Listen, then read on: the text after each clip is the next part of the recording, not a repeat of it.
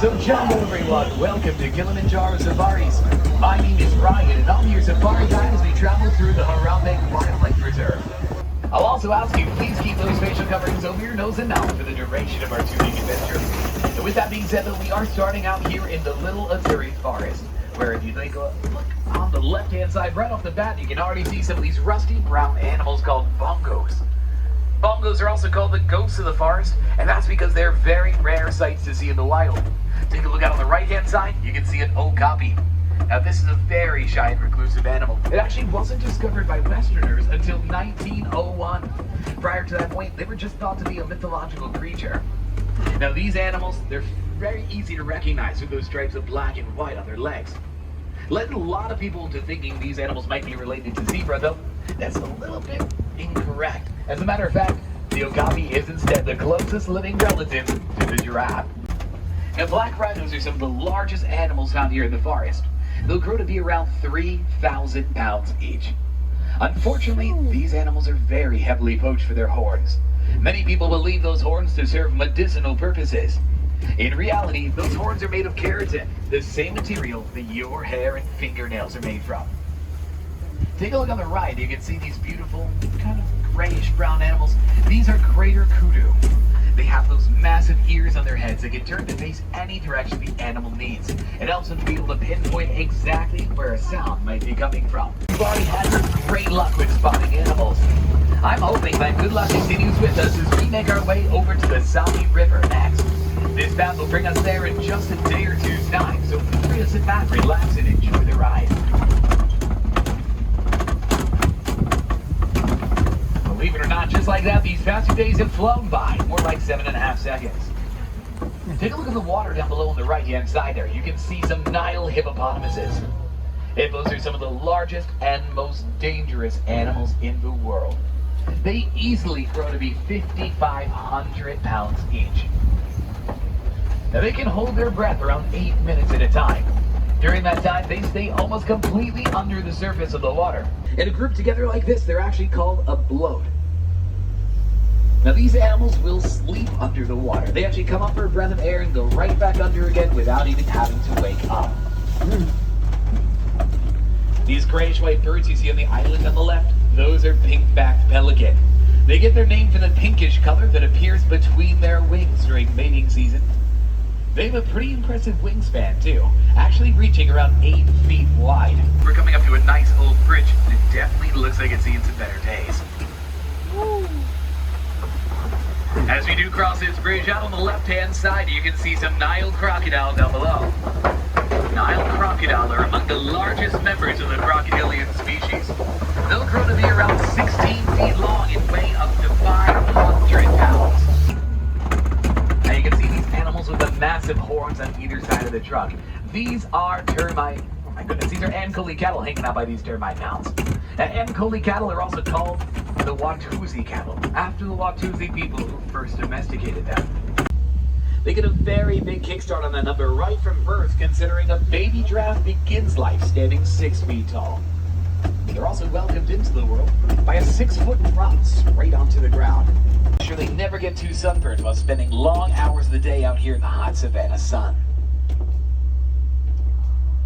You'll also notice the elephant right now, and it looks like it's picking up a little bit of food. Now, one of the really interesting things these animals learned out here from their matriarch is that when they pick food up, they should pick it up and then shake it out before eating it. It helps them to get a little bit of dirt off of whatever they are eating. These animals are extremely intelligent. They pass down all of their information from generation to generation, and generally that is done by the matriarch. Now ahead of us here, we're coming up to an island covered with greater flamingo. These are the largest of the flamingo species and lightest in that pink color they're known for. Oh, but take a look underneath the feet of that one on the furthest left portion of this island. You can see a baby. It's just 2 days old. Now the baby flamingos start out that sort of grayish color. They're a little puffball. They slowly turn white over time and then finally reach the pink we all know them to be. All of that comes from eating the brine shrimp that makes up their diet. It's very rich in that beta carotene. Now take a nice close look at the island itself they're standing on. You might notice it always takes on a familiar mouse head shape. It's kind of interesting how that works out here in nature.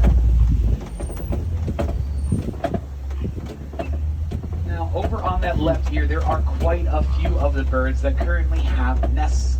I'm hoping that very soon that means we'll get the chance to see a few more of those baby flamingos out here. See, there's still a lot of growing to do for this little one. Now, he will stick with his mother for quite a while, about until 3 years of age. That's when they start to figure out how to live by themselves. These animals will reach about 5,000 pounds each and can run on speeds of up to 35 miles an hour on land. Take a look walking down the hill just behind them. You can see there's a cheetah. Now, cheetah are the fastest land mammals on Earth. They can go from a standstill to running at 60 miles an hour in less than 3 seconds. They can't hold that speed forever. They are sprinters, not distance runners. After a few hundred yards, they have to slow down to catch their breath. The lions are mostly nocturnal animals. It means they're most active at night. They'll be found sleeping for around 20 hours of their day. Oh, bless you. That's because during the day, their eyesight's about the same as a human's, but at nighttime, it gets to be up to 6 times better. Oh, listen.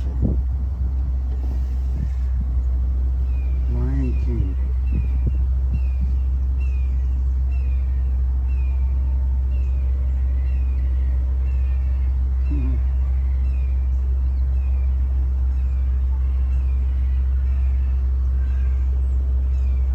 Might just be one chuff right now.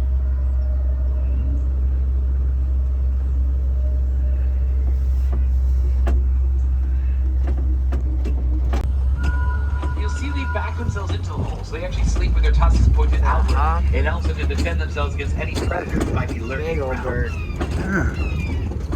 On the right side, you can see the shaggy antelope here. These are water buck. Like their name suggests, they spend a lot of time in and around water. Even have oily coating on their skin that prevents them from getting wet. Just a little bit further back there, you can see that brown and white antelope walking around by itself. That's a bantamac. It's a relative of the wildebeest that was once poached so heavily for its coat, there were just 17 of them left in the entire world. A quick-thinking farmer built a fence around the last 17 and saved them from extinction. They made a remarkable comeback today. Their numbers are found back into the thousands worldwide.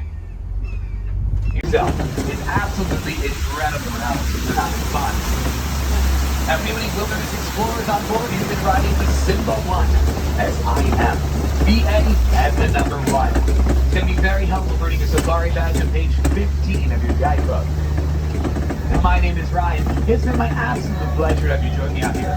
If you have any questions about the animals you've seen or anything about the reserve in general, please feel free to come to the front of the truck with your park. After all, my windows are quite literally always open for your questions. Otherwise though, friends, we are coming to the end of our time together. Instead of saying goodbye though, I'd like to leave you with the Swahili phrase, kwaherini. It roughly translates to mean go well. And so, a Sunday out of you all, thank you so much for joining me, and kwaherini, go well.